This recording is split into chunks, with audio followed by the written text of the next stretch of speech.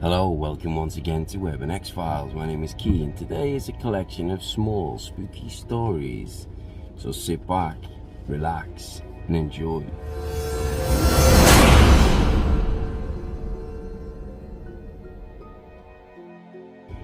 This is the dead calling.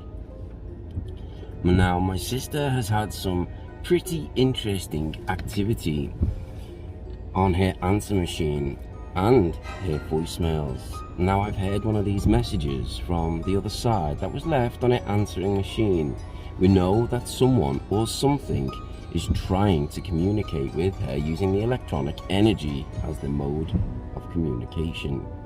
What we both want to know is how can we better receive these messages?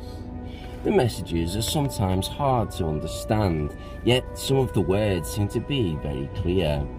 These messages are very definitely not left by any human vocal cords. That much we know is true. We do not know where to go for this. I mean, it's not like we can call the Ghostbusters or anything. So she recently has had a good friend pass away, and unfortunately another friend of hers has also passed. Now, it could be one of these two ladies. Today's message, as far as we could make out, was, "I'm calling from the afterlife, pick up the phone." Finally, here's a twist on the ghosts in the machine's theme.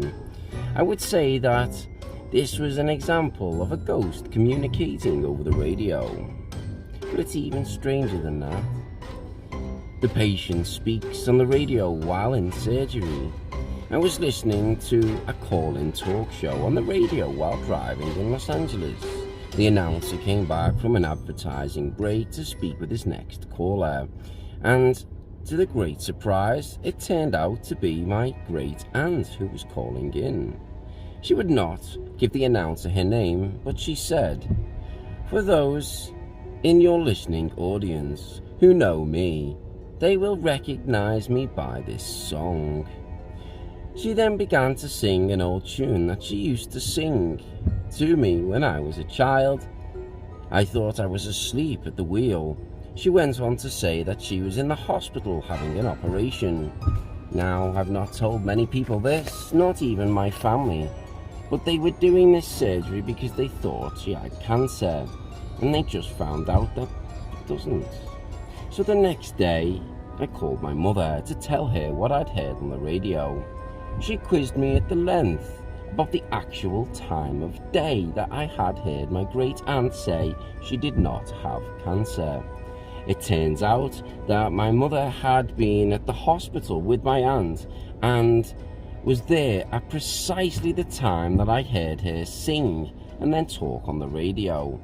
The problem was that at the time she was still in surgery. In fact, at that time of the broadcast, the doctors had not yet left the operating room to tell my mother that my aunt did not have cancer. And ever since that experience, I have believed in the paranormal and beyond. And that was submitted by an anonymous email. And this next story is about a voice in the wilderness. And this happened to me about 10 years ago. My wife and I were heading out with some friends to a campsite. My wife was cooking some dinner on the stove, and we were about to settle down for the evening. I decided to go for a run, and she said that I would get back before she'd finish making dinner. As I started to jog down a narrow trail, I entered a woody area of the track, and I could see that there was a sharp drop ahead of me. I thought it would be a slope that I was able to run down, but my head exploded with voices telling me to stop. I heard another voice behind me that yelled, "Stop!"